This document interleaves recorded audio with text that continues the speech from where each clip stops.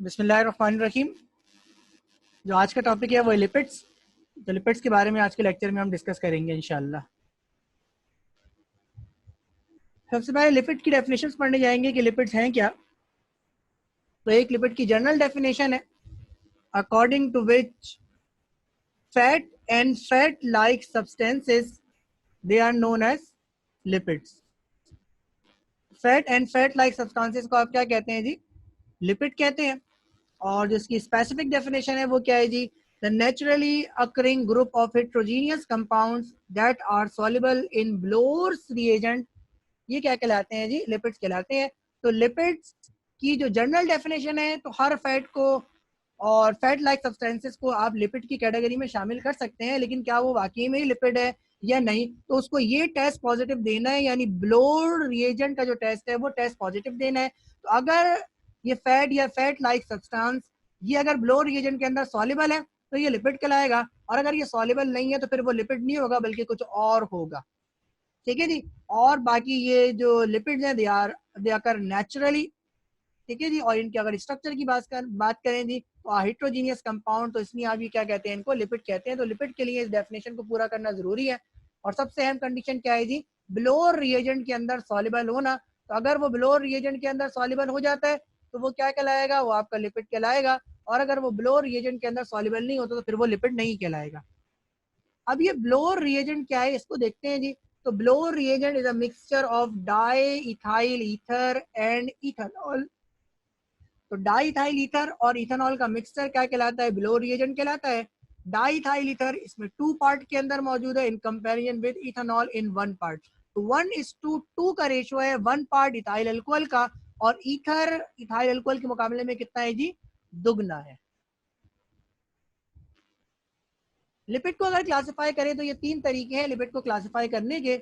Number 1 कहलाते हैं simple lipids, number 2 कहलाते हैं कंपाउंड लिपिड्स, और इन कंपाउंड लिपिड्स को आप कॉन्जुगेटेड लिपिड्स भी कहते हैं, और जो तीसरी क्लास है वो कहलाते हैं जी स्टीरॉइड्स। तो लिपिड की ये 3 क्लासिफिकेशन है, simple lipids, compound lipids and steroids. देखते हैं क्या है। What are simple lipids? They are the triester of glycerol with fatty acid. तो ट्राइएस्टर क्या होता है, ग्लाइसरॉल क्या होता है, और फैटी एसिड क्या होता है, ये आगे देखेंगे। तो सिंपल लिपिड्स की जो बुनियादी तौर पर डेफिनेशन है वो क्या है जी? They are the triester of glycerol with fatty acid. तो एस्टर लिंकेज है इसके अंदर। ग्लाइसरॉल आपके टाइप ऑफ अल्कोहल है, और फैटी एसिड ये आपके कार्बोक्सिलिक एसिड की क्लासिफिकेशन है जी। तो सिंपल लिपिड्स क्या है जी? They are the triester of glycerol with fatty acids. तो ये सिंपल लिपिड्स कहलाते हैं। इनकी एग्जांपल क्या है जी? ऑयल, फैट और वैक्सेस, ये एग्जांपल किसकी है? सिंपल लिपिड्स की। जो दूसरी क्लासिफिकेशन है लिपिड्स की वो है जी कॉन्जुगेटेड लिपिड्स, या ये क्या कहलाते हैं? Compound lipids. तो कॉन्जुगेटेड लिपिड्स क्या है जी? They are the triester of glycerol with fatty acid. तो ये पार्ट तो बिल्कुल कैसा है जी? सिंपल लिपिड जैसा है जी, लेकिन इसके साथ एक और एडिशन है, और एडिशन क्या है जी?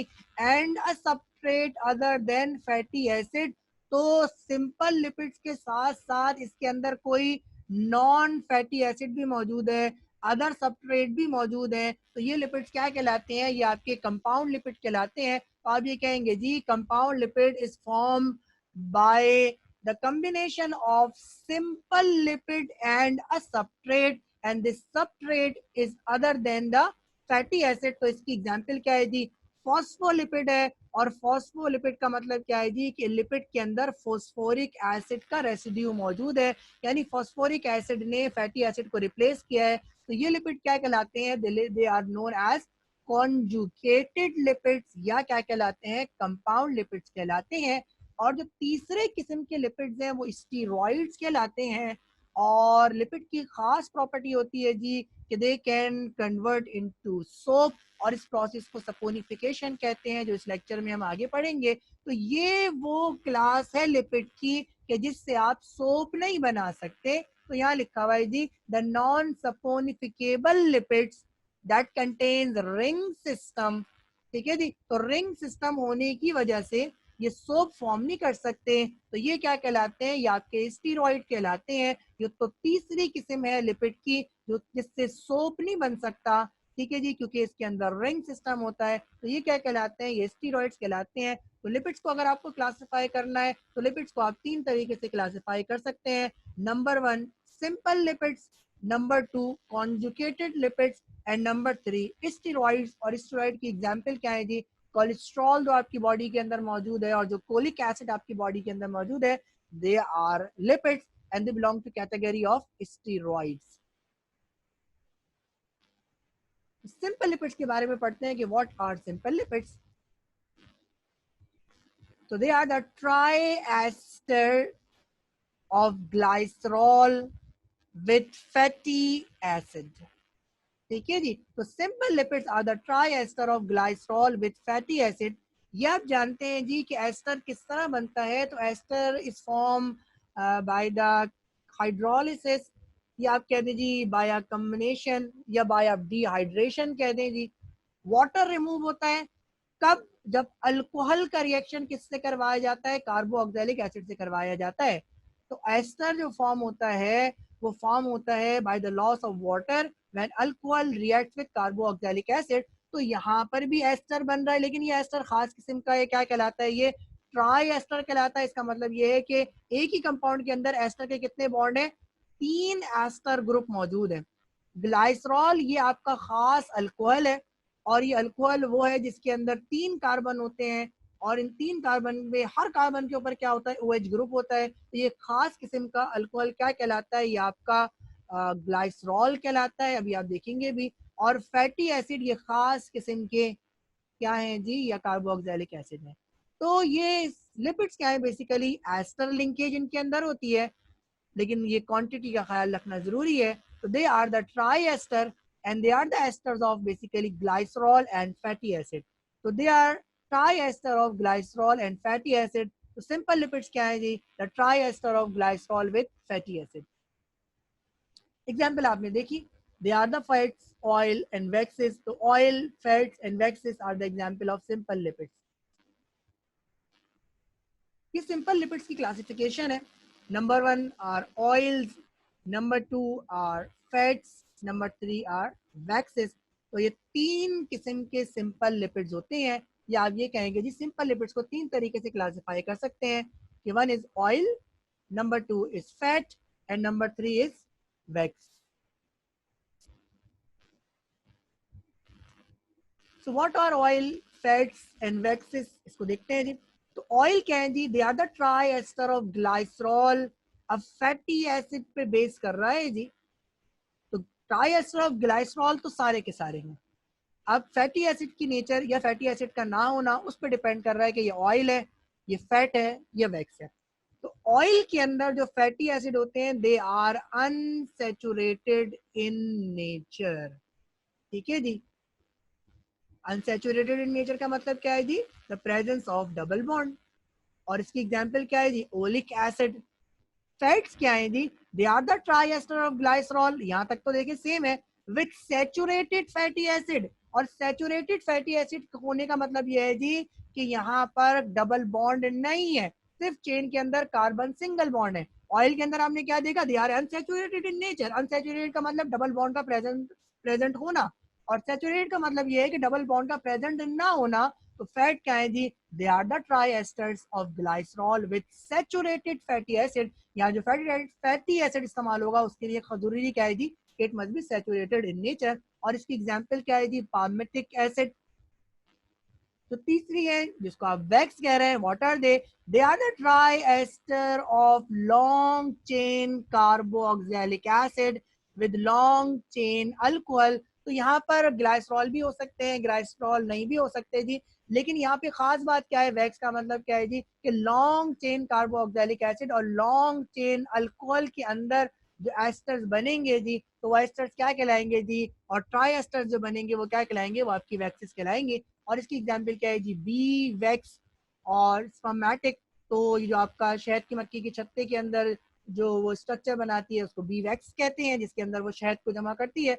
और स्पर्मेटिक जो वेल का जो स्पर्म होता है जिससे आप विटामिन हासिल करते हैं जी, तो ये स्पर्मेटिक, स्पर्म एसिटिक, ये क्या है जी, ये भी वैक्स की मिसाल है।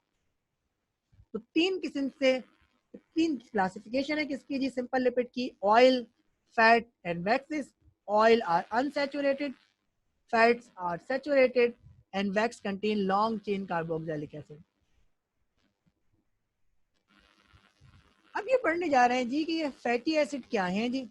तो फैटी एसिड क्या है जी, they are naturally occurring long chain saturated और अनसैचुरेटेड कार्बोक्सिलिक एसिड. और ये खास बात है जी कि कार्बन का इस रेंज में होना, यानी 15 to 20 कार्बन का किसी भी कार्बोक्सिलिक एसिड में होना, और इस कार्बोक्सिलिक एसिड का नेचुरली अकर करना, ये क्या कहलाता है, ये फैटी एसिड कहलाते हैं. तो fatty acid are long chain saturated and unsaturated carboxylic acid which contain 15 to 20 carbon, and the specialty is that they occurs naturally. या आप ये कहें जी कि फैटी एसिड किस तरह हासिल होंगे, they are obtain by the hydrolysis of oil and fat. तो क्योंकि ऑयल और फैट ये नेचुरली अकर करते हैं, और अगर आप इनकी हाइड्रोलिसिस करवाएं तो ये क्योंकि फैटी एसिड से बनते हैं, तो इनकी हाइड्रोलिसिस करवाई जाएगी तो इसके नतीजे में आपको क्या मिल जाएगा, आपको फैटी एसिड मिल जाएंगे. तो फैटी एसिड की दूसरी डेफिनेशन क्या है जी, कि आप ऑयल या फैट की हाइड्रोलिसिस करवा लें तो उसके नतीजे में आपको क्या मिलेगा, फैटी एसिड मिलेगा और ग्लाइसरॉल मिलेगा. ठीक है जी. तो जो कार्बोक्सिलिक एसिड मिलेगा वो क्या कहलाता है, वो आपका फैटी एसिड कहलाता है. और स्ट्रक्चर वाइज क्या है जी, अब 15 से 20 कार्बन का मौजूद होना, वो सैचुरेटेड भी हो सकते हैं और अनसैचुरेटेड भी हो सकते हैं. तो ये आपके सामने फैटी एसिड्स की कुछ एग्जांपल्स हैं, उनके फॉर्मूले हैं और फिर उनकी नेचर है कि वो सैचुरेटेड है या अनसैचुरेटेड है. तो number one is palmitic acid, जिसका फॉर्मूला आपके सामने है, C15H31, it is saturated. Stearic acid, ये भी सैचुरेटेड है, C17H35, है ना, carboxylic acid. Oleic acid, C17H33 with carboxylic acid, ये अनसैचुरेटेड इन नेचर है और इसके अंदर एक डबल बॉन्ड होता है. लिनोलिक एसिड, ये क्या है जी, सिस्टम है C17H31 and carboxylic acid, and it is unsaturated fatty acid, contains two double bond in a ring, in a chain. Or linolenic acid, C17H29 and carboxylic acid group, and it is unsaturated fatty acid and it contains three double bond in a long chain. तो ये आपके सामने कुछ fatty acids की example है, जिसके अंदर आपने देखा कि सैचुरेटेड फैटी एसिड भी होते हैं, यानी कार्बन कार्बन के दरमियान सिर्फ और सिर्फ सिंगल बॉन्ड हो, और आपके पास कुछ अनसैचुरेटेड फैटी एसिड भी हैं, यानी कार्बन कार्बन के दरमियान क्या है जी, डबल बॉन्ड है. तो ये आपके पास इन फैटी एसिड के नाम है, ये कुछ फैटी एसिड के फार्मूले हैं, और ये फैटी एसिड की नेचर है कि वो सैचुरेटेड है या अनसैचुरेटेड है. तो फैटी एसिड के बारे में हमने पढ़ा कि they all occur naturally and they are long chain carboxylic acid. और कार्बोक्सिलिक एसिड में कितने मेंबर होने चाहिए, कम से कम 15 और 20 तक हो सकते हैं. तो यहाँ आपके पास 16 कार्बन है, यहाँ आपने देखा तो आपके पास 18 कार्बन है, और इन सब के अंदर कितने कार्बन है जी, 18 कार्बन है. तो 15 to 20 कार्बन की रेंज में आ रहा है. अब आपके पास कुछ एसेंशियल फैटी एसिड है, linoleic acid, linolenic acid, arachidonic acid. और है क्या, ये तीनों जो आपके फैटी एसिड हैं, they are essential fatty acid. और एसेंशियल फैटी एसिड क्या होते हैं जी, they are the fatty acid that cannot be synthesized by the body. ये आपकी बॉडी में नहीं बनते और इनको आपको बाहर से लेना पड़ता है, क्योंकि ये आपके लिए ज़रूरी होते हैं. इनकी फंक्शंस और डेफिशिएंसी भी पढ़ेंगे तो आपको अंदाज़ा हो जाएगा कि क्यों ज़रूरी होते हैं जी. और इसको डाइट के ज़रिए से लिया जाता है. आपके पास कुछ फंक्शंस में आपको बताऊंगा फैटी एसिड के क्या क्या फंक्शन है जी. तो to prevent the deposition of cholesterol in arteries or vein. तो फैटी एसिड का लेना क्यों ज़रूरी है जी, क्योंकि अगर आप फैटी एसिड नहीं लेंगे तो जो कोलेस्ट्रॉल है, जो स्टीरॉइड है, ठीक है जी, ये आपकी आर्टरीज और वेन के अंदर जमा हो जाएगा, जिसकी वजह से आपको हार्ट अटैक होने का मसला है. रिप्रोडक्टिव फंक्शन को फंक्शनिंग के लिए ये ज़रूरी है.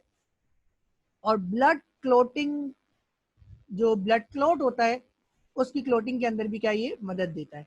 तो ये आपने फंक्शन पढ़े किसके जी, फैटी एसिड के कोलेस्ट्रॉल की डिपोजिशन को रोकता है आर्टरीज और वेन के अंदर, रिप्रोडक्टिव जो सिस्टम है उसको फंक्शनिंग के लिए ज़रूरी है, और ब्लड क्लोटिंग के अंदर ये क्या करता है जी, ब्लड क्लोटिंग के लिए तो हेल्प करता है। ये विटामिन है जिसकी वजह से ये ब्लड क्लोटिंग आपकी जो है ना होती है, विटामिन के है जो ब्लड क्लोटिंग जिसकी वजह से होती है। तो विटामिन के को ये क्या करता है जी, फैसिलिटेट करता है, ब्लड क्लोटिंग के अंदर ये मदद देता है। इसकी डेफिशिएंसी से क्या होगा, चिल्ड्रन जो होते हैं उनके अंदर वजन का कम होना, ये इसकी वजह है। और सीमा, इसीजीमा ये बीमारी है जिसके अंदर आपकी बॉडी के अंदर पैचेस पड़ जाते हैं, स्कीमा कहते हैं, शायद इसकी करेक्ट प्रोनाउंसिएशन स्कीमा है, देख लीजिएगा आप भी। स्ट्रक्चर ऑफ ऑयल और फैट्स पढ़ने जा रहे हैं। ये स्ट्रक्चर अब आपके सामने है, अब आपको ट्राइग्लिसराइड समझ में आ गया होगा कि क्या है। तो what are oil and fats, तो they are triester of glycerol with fatty acid. तो ये जो पार्ट आपको नजर आ रहा है, ठीक है जी, this is the glycerol part, और ये जो पार्ट है this is the part, this is carboxylic part, ठीक है जी। और ये कार्बोक्सिलिक एसिड कैसे है जी, दे आर फैटी एसिड। तो इनको आप क्या कहते हैं, इनको ट्राइग्लिसराइड भी कहते हैं। ट्राई क्यों कह रहे हैं कि ये एक पहला एस्टर, ये दूसरा एस्टर, और ये आपका तीसरा एस्टर।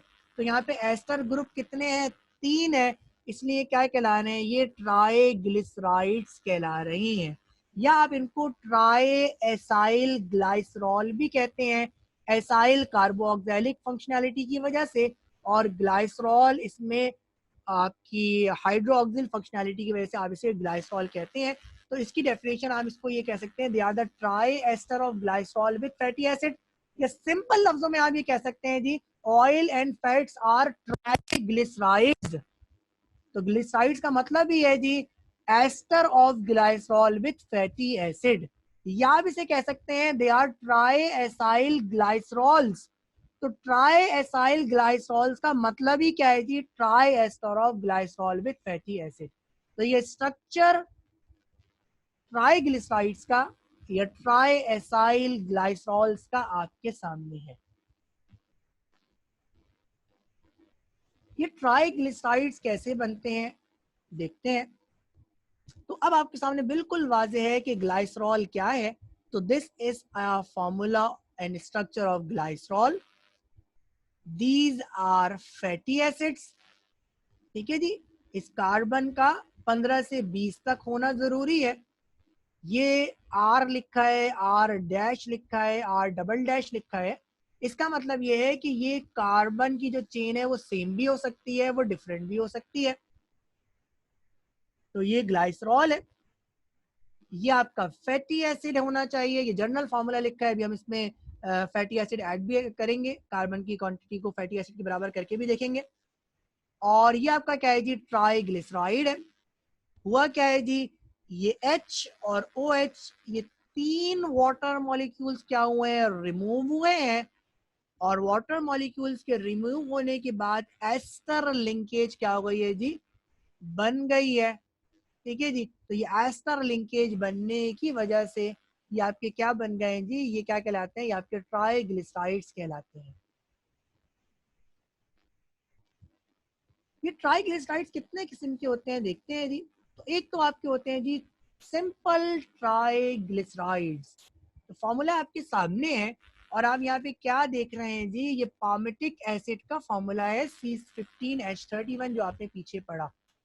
तो सिंपल ट्राइग्लिसराइड्स क्या होते हैं जी, तो they are the glycerides, they are the triglycerides in which 3 hydroxyl group of glycerol is esterified with same fatty acid. यानी ये जो आपने आर पढ़ा था, ये अगर आर सेम होगा तो ये क्या कहलाएंगे, ये आपके सिंपल ट्राइग्लिसराइड्स कहलाएंगे। जिस तरह से आपने क्या देखा जी कि जो आपका फैटी एसिड है वो तीनों कौन से हैं जी, वो पाल्मिटिक एसिड है। तो ये क्या कहलाता है, तो आपने तीनों इसमें फैटी एसिड सेम है, तो ये क्या कहलाता है, ये आपका ट्राई पाल्मिटिन कहलाता है। या आपके दूसरे किस्म के ग्लिसराइड्स है, ट्राइग्लिसराइड्स है, जिनको आप क्या कहते हैं, मिक्स ट्राइग्लिसराइड्स कहते हैं। तो देखिए क्या है जी, they are the triglycerides in which 3 hydroxyl group of glycerol is esterified with different fatty acid. तो यहाँ पे आप क्या देख रहे हैं जी कि ये जो फैटी एसिड है वो क्या है जी, डिफरेंट है। तो ये ऊपर वाला मैंने आपको बताया ट्राई पाल्मिटिन था। अब यहाँ के आप 3 फैटी एसिड देखें, ये स्टीरियो डाई पाल्मिटिन कहलाता है। यानी ये जो एसिड है वो क्या है जी, वो स्टीरिक एसिड है, और ये जो एसिड है वो क्या है जी, वो आपके पाल्मिटिक एसिड है। तो स्टीरियो डाई पाल्मिटिन कहलाता है जी। तो यहाँ जो फैटी एसिड है वो एक क्या है जी, डिफरेंट है। बाकी 2 फैटी एसिड क्या है जी, सेम है। ये आपका स्टेरिक एसिड है, और बाकी 2 क्या है, ये जी आपके पाल्मेटिक एसिड है। तो एक की वजह से ये स्टीरियो, और इन 2 की वजह से ये डाई पाल्मेटिन। ठीक है जी। तो ये मिक्स ट्राइग्लिसराइड है। तो मिक्स ट्राइग्लिसराइड क्या है जी, कि जिसके अंदर फैटी एसिड क्या हो जी, डिफरेंट हो। तो सिंपल और ट्राइग्लिसराइड बड़े सिंपल से हैं जी, कि सिंपल ट्राइग्लिसराइड के अंदर जो फैटी एसिड होगा वो सेम होगा, और मिक्स ट्राइग्लिसराइड के अंदर जो फैटी एसिड होंगे वो क्या होंगे जी, वो डिफरेंट होंगे। ये तीनों भी मुख्तलिफ हो सकते थे।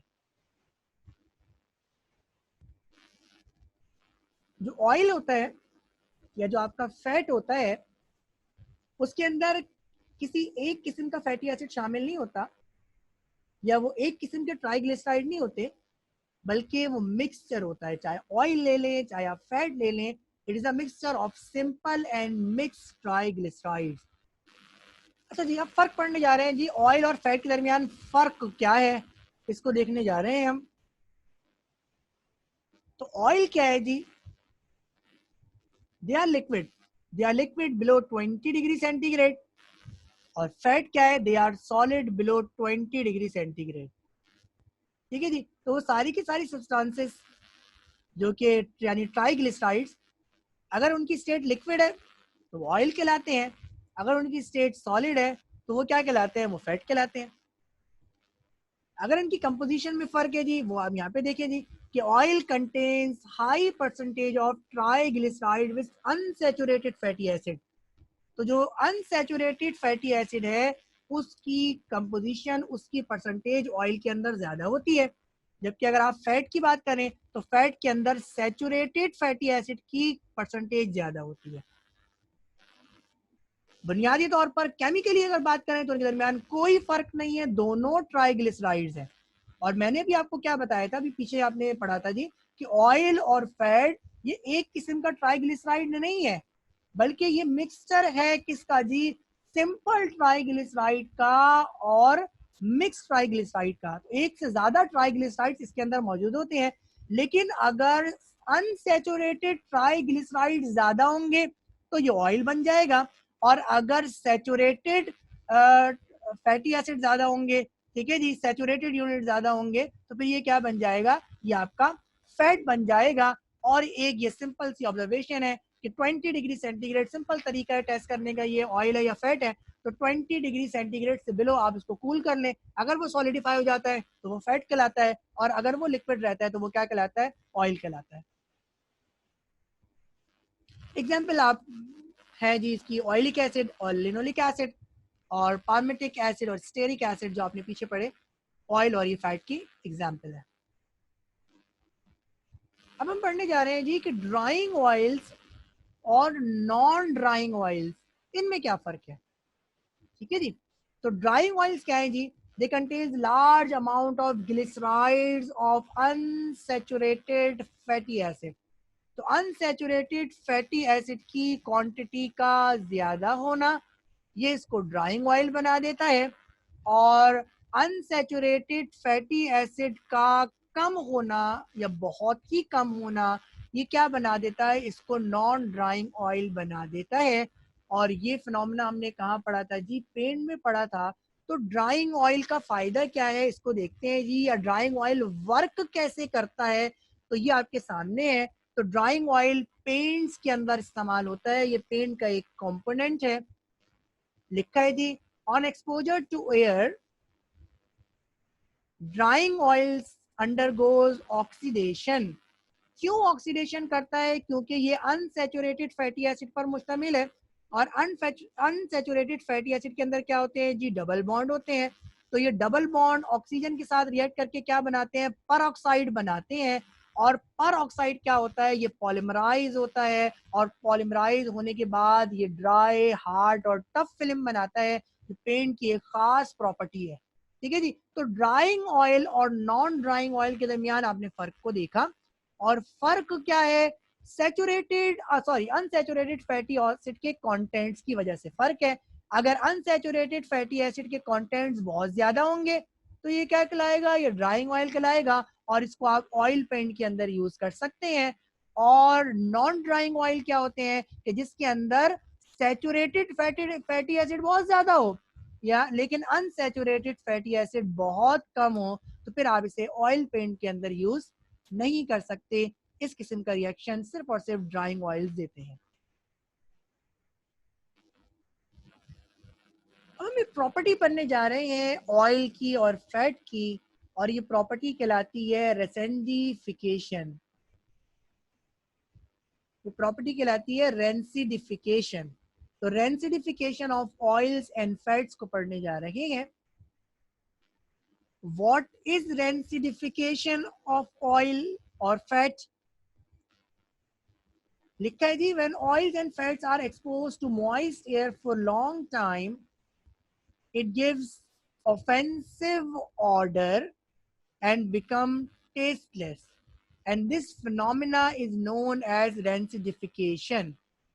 जब ऑयल या फैट, जब तेल या घी पुराने हो जाते हैं, और होने की पुराने होने पे वो क्या करते हैं? वो एयर के साथ इंटरेक्ट करते हैं। एयर के अंदर मॉइस्चर होता है, उससे वो क्या करते हैं जी? वो आहिस्ता आहिस्ता आहिस्ता आहिस्ता डिग्रेड होते हैं। और डिग्रेड होने के बाद उसके अंदर दो खूबियां पैदा हो जाती हैं, या आप कह लें जी दो खामियां पैदा हो जाती हैं। कि एक तो उनके अंदर से स्मेल आने लगती है, और दूसरा ये कि उनका जो जायका है वो क्या हो जाता है? कुछ कम हो जाता है। तो ये जो प्रोसेस है, या ये जो फिनोमेना है जिसके अंदर ऑयल डिग्रेड हो गया, वो बद जायका हो गया, उसके अंदर से बू आने लगी, ठीक है जी, तो इस प्रोसेस को क्या कहते हैं? रेंसिडिफिकेशन कहते हैं। अब खराब जायके की वजह क्या है जी? तो इसकी वजह क्या है जी? कि जो एस्टर लिंकेज है उसकी हाइड्रोलिसिस होती है, और हाइड्रोलिसिस के बाद ये जो एयर के अंदर मॉइस्चर है इसके साथ रिएक्ट करके ये जो एस्टर लिंकेज है, जो ट्राई एस्टर है, वो आहिस्ता आहिस्ता क्या हो जाते हैं? हाइड्रोलाइज हो जाते हैं, और जिससे बने यानी फैटी एसिड से बने वो फैटी एसिड के अंदर कन्वर्ट हो जाते हैं। और फैटी एसिड क्या होते हैं? बद जायका होते हैं, जिसकी वजह से आपका जो ऑयल है उसका जो टेस्ट है वो क्या हो जाता है? खराब हो जाता है। स्मेल क्यों आती है जी? तो स्मेल आने की वजह क्या है जी? कि ऑक्सीडेशन होती है, किसकी जी? डबल बॉन्ड की। तो ऑक्सीडेशन होने की वजह से ऑक्सीजन जो मौजूद होती है वो डबल बॉन्ड की ऑक्सीडेशन करती है, और ऑक्सीडेशन करने के बाद ये किस में कन्वर्ट हो जाते हैं? ये एल्डिहाइड में कन्वर्ट हो जाते हैं। और एल्डिहाइड में जब कन्वर्ट हो जाते हैं तो एल्डिहाइड की जो स्मेल होती है वो कैसा होता है? जिसका ऑर्डर बैड ऑर्डर होता है। तो इसके नतीजे में आपका ऑयल क्या हो जाता है? डिग्रेड हो जाता है। और ऑयल की डिग्रेडेशन के इस प्रोसेस को क्या कहते हैं? रेंसिडिफिकेशन कहते हैं। तो रेंसिडिफिकेशन वो प्रोसेस है जिसके अंदर ऑयल को या फैट को अगर ज्यादा अरसे इस्तेमाल ना किया जाए तो वो ऑक्सीजन के साथ और मॉइस्चर के साथ रिएक्ट करता है, और अपने जायके को खो देता है, और अपनी स्मेल को ख़राब कर देता है। इस प्रोसेस को रेंसिडिफिकेशन कहते हैं। और वजह आपने पढ़ी, जायका का ख़राब होना, इसकी वजह है hydrolysis of ester bonds to form fatty acid, और स्मेल का ख़राब होना, इसकी वजह है oxidation of double bond to form volatile aldehydes. Saponification पढ़ने जा रहे हैं, one of the important property of oil and fats. So what is saponification? So it is a process in which hydrolysis of oil and fats, it is carried out with boiling solution of strong alkali. ये strong alkali sodium hydroxide और potassium hydroxide होता है जी, and it results in the formation of soap. तो soap का बनना ये क्या कहलाता है? सपोनिफिकेशन कहलाता है। और सोप का बनना असल में क्या है जी? हाइड्रोलिसिस है किसकी? ऑयल की और फैट की। और इस हाइड्रोलिसिस के लिए आपने जो मीडियम इस्तेमाल करना है वो क्या इस्तेमाल करना है? बेसिक मीडियम इस्तेमाल करना है, यानी आपको स्ट्रॉन्ग अल्कली इस्तेमाल करनी है। तो बेसिकली सोप क्या होता है जी? It is a long chain fatty acid contains sodium and potassium. तो basically soap is a sodium and और या तो सोडियम होगा या पोटेशियम होगा, सोडियम और potassium salt of long chain fatty acid. और ग्लिसरीन जो आपकी ब्यूटी प्रोडक्ट्स के अंदर इस्तेमाल होती है, तो ये बाय प्रोडक्ट होती है, इस सपोनिफिकेशन के नतीजे में इस्तेमाल होती है। तो ऑयल या फैट्स की हाइड्रोलिसिस की जाएगी तो उसके नतीजे में आपको सोप मिलेगा, और सोप के साथ जो बाय प्रोडक्ट मिलेगी वो क्या मिलेगी? ग्लिसरीन मिलेगी। तो ये आपकी रिएक्शन आपके सामने है, दिस इज ट्राइग्लिसराइड। और इसका रिएक्शन आपने किससे करवाया? सोडियम हाइड्रोक्साइड से करवाया, जो कि आपकी क्या है जी? जो आपकी स्ट्रॉन्ग अल्कली है। इसके नतीजे में आपको क्या मिली? This is glycerine and this is soap. So this is oil या fat which is triglyceride. Strong alkali से इसका रिएक्शन करवाया, हीट करना है बॉयल करने तक, और हीट टू बॉयल करने के बाद आपको ये दो प्रोडक्ट मिलेंगी, ग्लिसरीन एंड अ सोप। तो this process is known as saponification, जिसके अंदर ऑयल को स्ट्रॉन्ग अल्कली के साथ ट्रीट करवाया, सॉल्यूशन को हीट किया अप टू बॉइलिंग, इसके नतीजे में आपको सोप मिला। और सोप मिला है इसलिए इस प्रोसेस को क्या कहते हैं जी? सपोनिफिकेशन कहते हैं। और बाय प्रोडक्ट क्या है जी? ग्लिसरीन।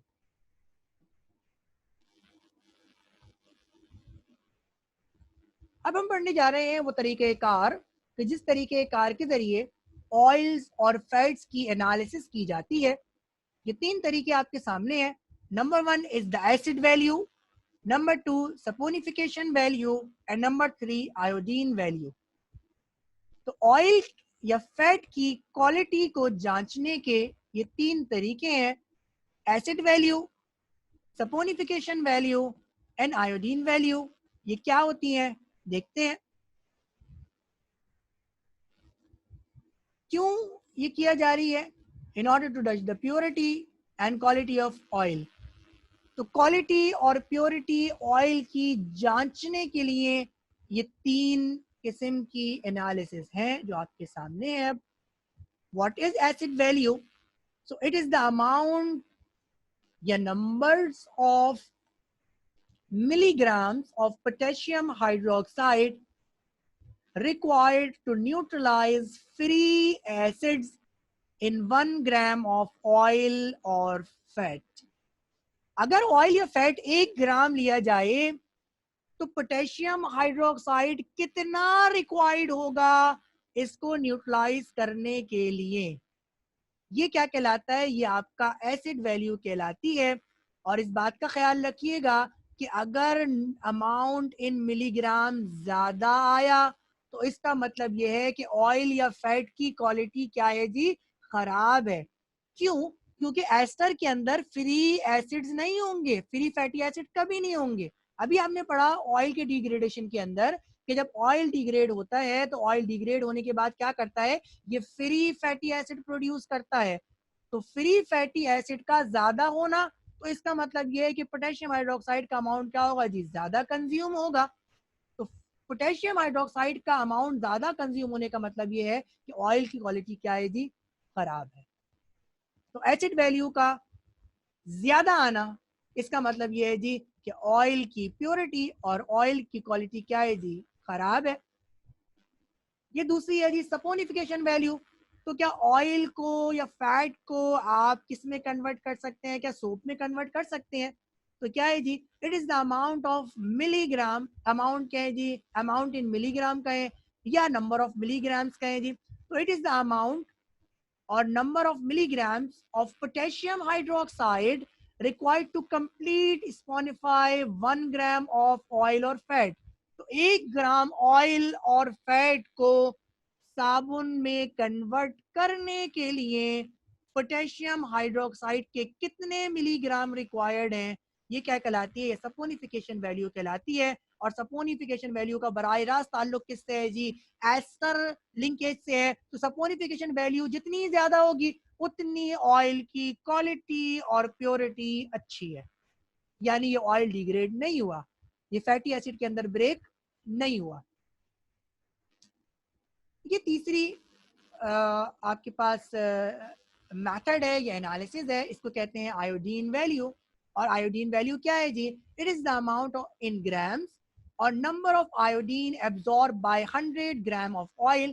तो 100 ग्राम ऑफ ऑयल अपने अंदर आयोडीन की कितनी मिकदार को एब्जॉर्ब करता है, ये आयोडीन वैल्यू कहलाती है। और इससे आप अनसैचुरेशन इन ऑयल का अंदाजा लगाते हैं। तो अगर ऑयल ज्यादा अनसेचुरेटेड है तो उसके अंदर ज्यादा डबल बॉन्ड होंगे, और ज्यादा डबल बॉन्ड होंगे तो आयोडीन की वैल्यू, जो आयोडीन जो कंज्यूम होगी उसकी अमाउंट क्या होगी? ज्यादा होगी। तो ज्यादा आयोडीन वैल्यू का मतलब ये है जी कि ऑयल ज्यादा अच्छा है। ज्यादा अच्छा इसलिए है कि जितना ज्यादा अनसेचुरेटेड है उतना ये आपकी बॉडी के लिए फायदेमंद है। वैक्स क्या होते हैं देखते हैं जी। तो what are waxes? They are naturally occurring ester of long chain carboxylic acid with long chain alcohols।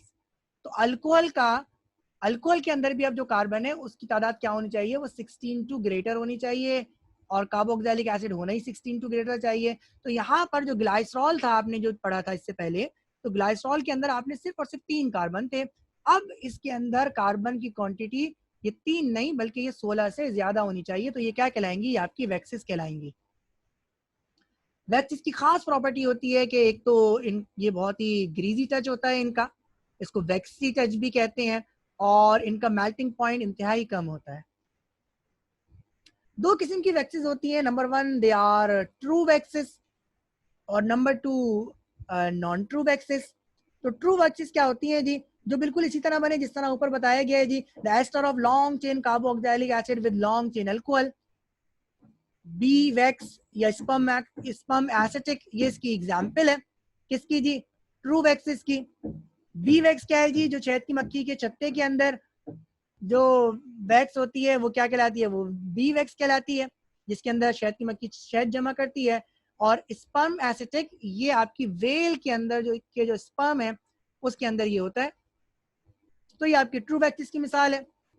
और नॉन ट्रू वैक्सिस क्या है जी? तो कोलेस्ट्रॉल, विटामिन ए, विटामिन डी, क्योंकि ये भी वैक्स जैसी होती हैं जी, लेकिन क्योंकि ये इस डेफिनेशन को पूरा नहीं कर रही तो वैक्स जैसी है इसलिए इनको वैक्स की कैटेगरी के अंदर तो लेके आते हैं, लेकिन ये क्या कहलाती हैं? ये नॉन ट्रू वैक्सिस कहलाती हैं। तो they are the ester of cholesterol, vitamin A and vitamin D. तो कोलेस्ट्रॉल, विटामिन ए और विटामिन डी का एस्टर ये क्या कहलाते हैं? ये आपकी नॉन ट्रू वैक्सिस कहलाती है।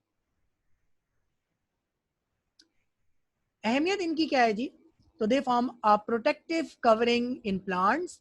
तो प्लांट्स के अंदर प्लांट से अपने आप को एनिमल्स या इंसेक्ट से प्रोटेक्ट करने के लिए प्लांट के अंदर ये वैक्सेस होती हैं। और वैक्स की प्रोटेक्टिव कोटिंग ये कुदरती तौर पे अल्लाह ताला ने प्लांट्स को ये सलाहियत दी है।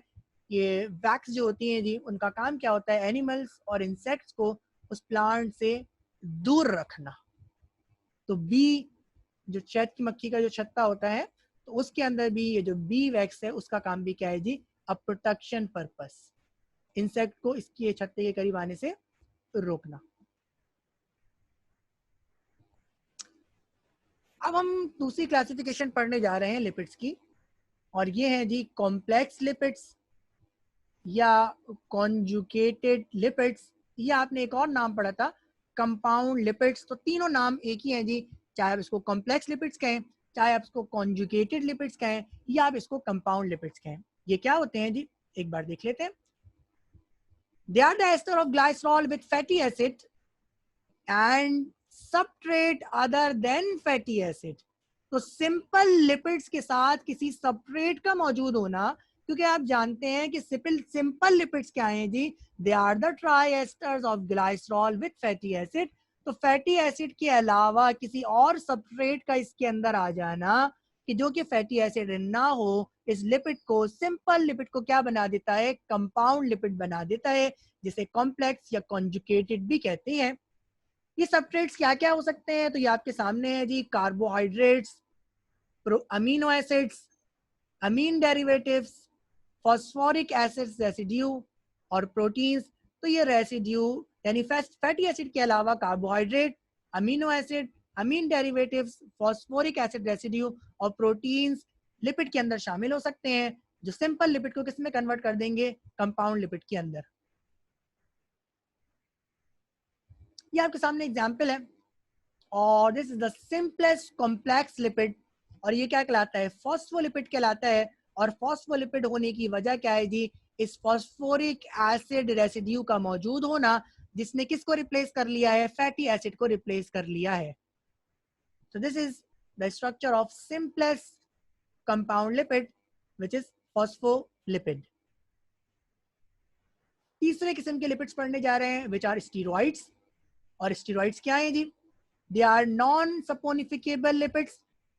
ऑयल और फैट की इंपॉर्टेंट प्रॉपर्टी होती है और इंपॉर्टेंट प्रॉपर्टी क्या है जी, कि ये सोप में कन्वर्ट हो सकते हैं जी। तो ये जो लिपिड्स हैं, जो स्टीरॉइड्स हैं, ये सोप में कन्वर्ट नहीं हो सकते। और सोप में कन्वर्ट ना होने की वजह क्या है जी, इनके अंदर रिंग सिस्टम है। ये long chain open chain system नहीं है, बल्कि क्या है जी, रिंग सिस्टम है। तो ये आपके क्या कहलाते हैं, ये आपके स्टीरॉइड्स कहलाते हैं। ये आपकी कोलेन, ये आपका स्टीरॉइड की एक एग्जाम्पल है, एक किस्म का कोलेस्ट्रॉल है ये। और कौन सा रिंग सिस्टम है, इस रिंग सिस्टम का मौजूद होना लिपिड्स को क्या बना देता है, स्टीरॉइड्स बना देता है। ठीक है जी, तो ये रिंग सिस्टम स्टीरॉइड्स के अंदर मौजूद होते हैं, जिसकी वजह से स्टीरॉइड्स क्या हो जाते हैं, नॉन सपोनिफिकेबल हो जाते हैं।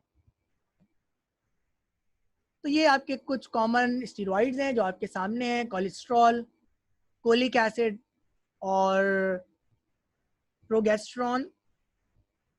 कहाँ कहाँ पाए जाते हैं, ठीक है जी, और इनके क्या फ़ायदे हैं ये देख लें आप। तो cholesterol animal tissue, brain, blood और स्पाइनल कॉर्ड में पाया जाता है। ब्लड वेसल के अंदर अगर इसकी क्वांटिटी बढ़ जाए तो आर्टरीज और वेन के अंदर ये जमा होता है और इसकी ब्लॉकेज का वाइस बनता है, जिसकी वजह से हार्ट अटैक हो सकता है। कोलिक एसिड ये आपका कोलेस्ट्रॉल का डेरिवेटिव है। इसका सोडियम सॉल्ट बाइल के अंदर पाया जाता है और इसका काम क्या है जी, एक तरीके से ये एंजाइम है जो फैट्स को फैटी एसिड के अंदर ब्रेक करता है आपकी बॉडी के अंदर। कोलिक एसिड का काम क्या है जी, it is a type of enzyme that break fats into fatty acid in your body. Progesterone